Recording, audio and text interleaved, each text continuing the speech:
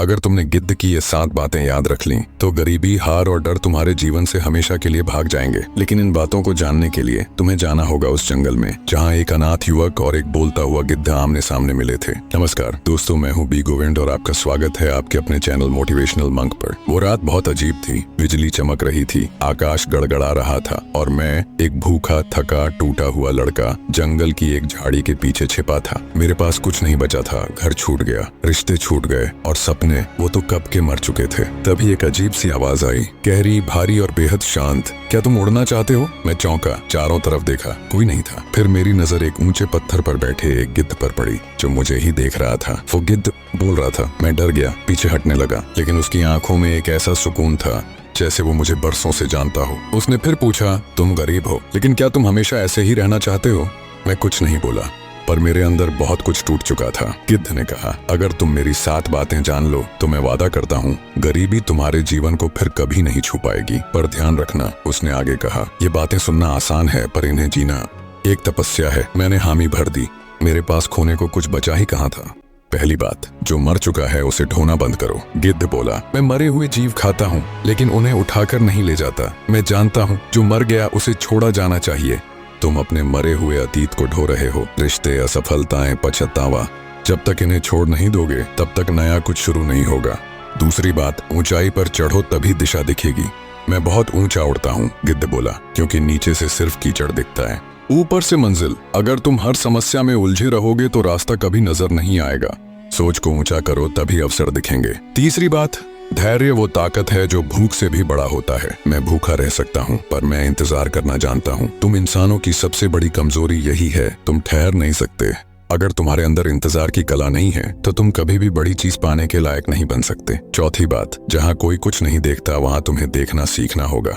मैं उन जगहों पर जाता हूँ जहाँ कोई पक्षी नहीं जाता, क्योंकि मैं जानता हूँ जो जगहें खाली लगती हैं वहाँ अक्सर सबसे बड़ा खजाना छिपा होता है। अगर तुम भीड़ की सोच से हटकर सोचोगे तभी तुम गरीबी से ऊपर उठ सकोगे। पांचवी बात, लालच तुम्हें नीचे खींचेगा, संतुलन तुम्हें ऊपर उठाएगा। गिद्ध ने कहा, मैं जितना चाहता हूँ उतना ही खाता हूँ, न उससे ज्यादा न कम। अगर मैं हर शिकार पर झपटता तो खुद ही मारा जाता।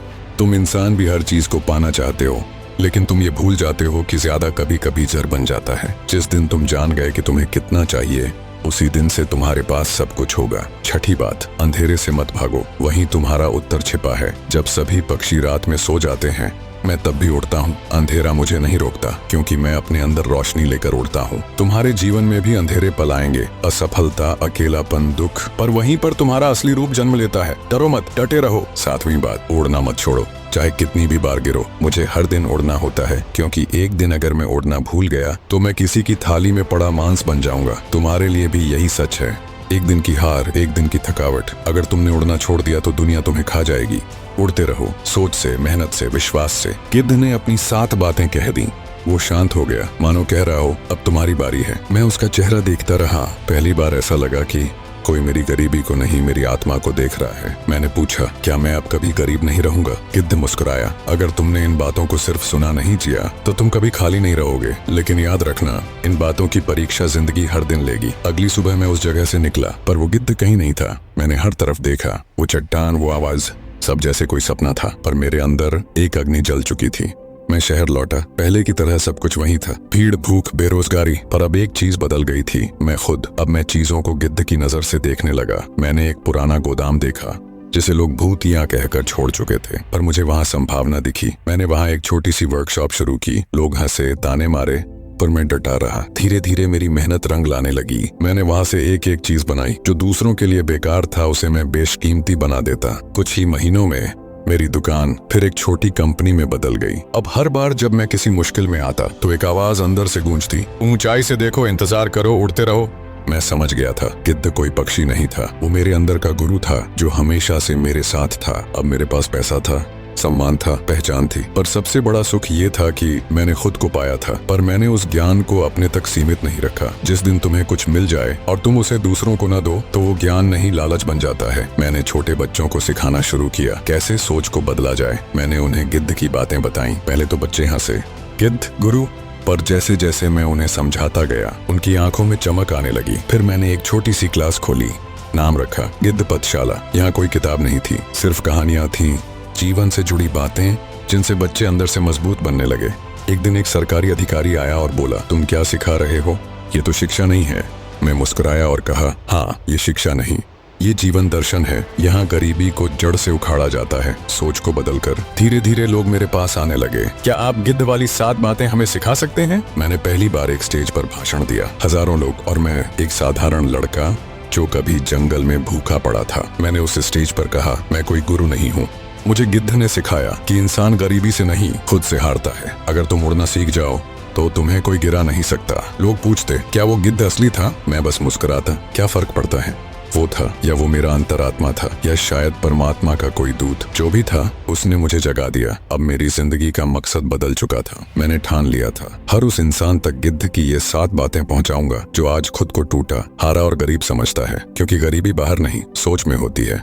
मैंने एक किताब लिखी, नाम रखा गिद्ध की 7 बातें। वो किताब गांव-गांव, शहर-शहर फैल गई। कई लोगों ने मुझे गुरु कहा, पर मैं बस एक संदेशवाहक था। गिद्ध की बातें अब हर जुबान पर थीं। और फिर एक दिन वो हुआ जिसकी मैंने कल्पना भी नहीं की थी। मैं एक पहाड़ी क्षेत्र में व्याख्यान देने गया। जब मैंने मंच पर कदम रखा तो सामने एक गिद्ध उड़ता हुआ आया और आकर ठीक मेरी आंखों के सामने एक ऊंचे पत्थर पर बैठ गया। ठीक उसी तरह जैसे बरसों पहले सैकड़ों लोगों की भीड़ थी और सबकी निगाहें आसमान की ओर उठ गईं। वो गिद्ध जो हवा को चीरता हुआ आया था, अब मेरे सामने बैठा था, एकदम शांत, स्थिर, मानो कुछ कहना चाहता हो। मैं स्तब्ध रह गया, सांसें थम गईं। क्या यह वही गिद्ध है जिसने मुझे जंगल में पहली बार चेताया था?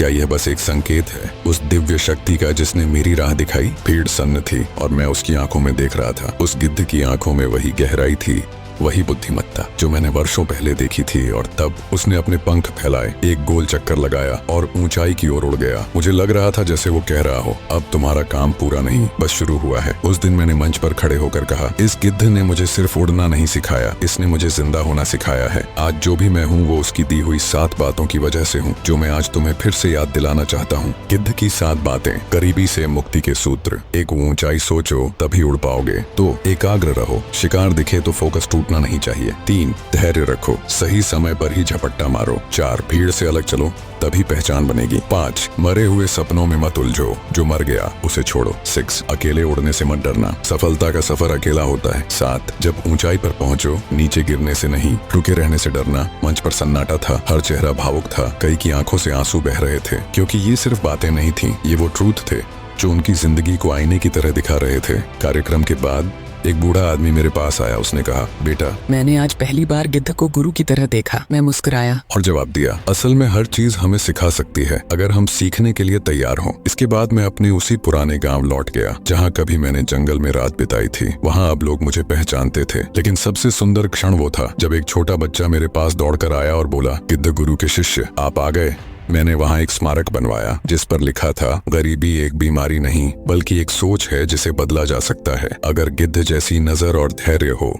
लोग उसे उड़ान स्थल कहने लगे। मैं अब सिर्फ एक इंसान नहीं था, मैं एक चेतना बन चुका था, एक विचार जो गिद्ध से जन्मा था और अब लाखों तक पहुंच रहा था। पर यह अंत नहीं था, एक आखिरी मोड़ अभी बाकी था, जहां जीवन का सबसे बड़ा रहस्य सामने आने वाला था। सालों बाद जब मैंने उस उड़ान स्थल पर एक आखिरी बार कदम रखा तो लगा जैसे पूरा जंगल मेरे इंतजार में था। हवा में वही गंध थी, जहाँ कभी मैंने डर से रात बिताई थी, अब वहीं एक शांति बस गई थी। अचानक जंगल के भीतर से एक आवाज आई, हल्की, धीमी, लेकिन पहचानी हुई, क्या तुमने उड़ना सीख लिया? मैं चौंका नहीं, बस मुस्कुराया, क्योंकि मुझे पता था गिद्ध गुरु लौट आए हैं। मेरे सामने वही विशाल गिद्ध आकर बैठ गया, पर अब उसकी आंखों में उम्र थी, लेकिन उसके शब्दों में और भी अधिक गहराई। उसने कहा, अब समय है तुम्हें वो आखिरी बात बताने का जो अब तक मैंने छिपाई थी। मैंने ध्यान से उसकी ओर देखा, क्या 7 बातें ही काफी नहीं थी? उसने गर्दन झुकाई और कहा, वो 7 बातें तुम्हें अमीर बना सकती हैं, लेकिन आत्मिक समृद्धि के बिना वो अधूरी हैं। अब सुनो, 8वीं बात जो अब तक छिपी थी, गिद्ध की 8वीं बात जिसे तुमने पा लिया है, उसे औरों में बांटो, क्योंकि दौलत केवल बांटने से ही बनी रहती है। अगर उड़ना सीख गए हो तो किसी टूटे पंख वाले को अब अपने पंख देने का समय है।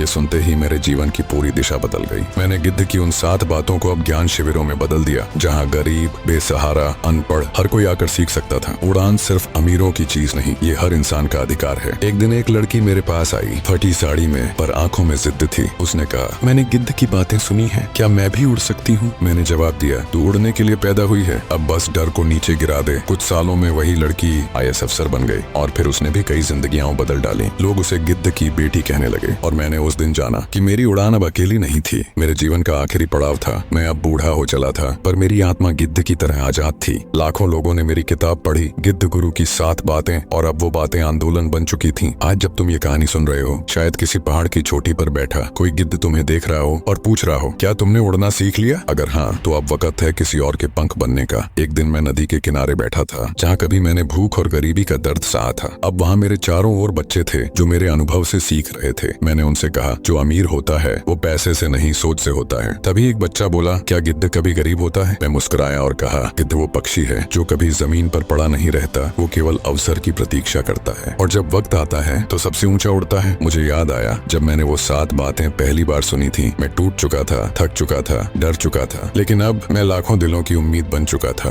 क्यों? क्योंकि मैंने गिद्ध की बातें केवल सुनी नहीं, उन्हें अपने जीवन में उतारा। अब मेरी बनाई हुई संस्था देश भर में फैल चुकी थी। गिद्ध अभियान के नाम से हमने हजारों युवाओं को गरीबी से बाहर निकाला। हर गांव, हर गली में अब एक आवाज गूंज रही थी, गिद्ध बनो, गिद्ध की तरह सोचो। और जब मेरी मृत्यु का समय नजदीक आया, मैंने अपनी आंखें बंद की और आसमान की ओर देखा। एक विशाल गिद्ध मेरे सिर के ऊपर चक्कर काट रहा था। शायद वो मेरा गुरु था जो मुझे लेने आया था। मैंने अपने जीवन की आखिरी सांस लेते हुए कहा, जो उड़ना सीख गया उसके लिए गरीबी नाम की कोई जमीन नहीं होती। और फिर मेरा शरीर शांत हो गया, लेकिन मेरी बातें उड़ान भर चुकी थीं। आज भी जब कोई गरीब बच्चा हार मानने की कगार पर होता है तो उसे कोई बूढ़ा यह कहता है, गिद्ध की 7 बातें सुन लो बेटा, गरीबी कभी पास नहीं आएगी। कहते हैं जहाँ पर मेरे गुरु और मैंने मिलकर साधना की थी, वहाँ आज एक सुंदर आश्रम है जिसका नाम है उड़ान साधना केंद्र, जहाँ हर साल हजारों युवा अपने जीवन की दिशा पाते हैं। अगर तुम्हारा मन डगमगा रहा है, अगर जीवन ठहर गया है, अगर गरीबी ने आत्मा को जकड़ रखा है, तो बस इतना याद रखो, गिद्ध पक्षी कभी जमीन पर रहकर जीवन नहीं बिताता, वो हमेशा अवसर के लिए तैयार रहता है। और ये 7 बातें उसकी ताकत हैं, तुम्हारी भी हो सकती हैं। अगर इस कहानी ने तुम्हारे मन को छुआ, तुम्हें उड़ने की हिम्मत दी, तो इसे उन सभी तक पहुंचाओ जो आज हार मानने की सोच रहे हैं। उन्हें याद दिलाओ, गिद्ध की 7 बातें कभी मत भूलना, गरीबी नहीं आएगी। और तुम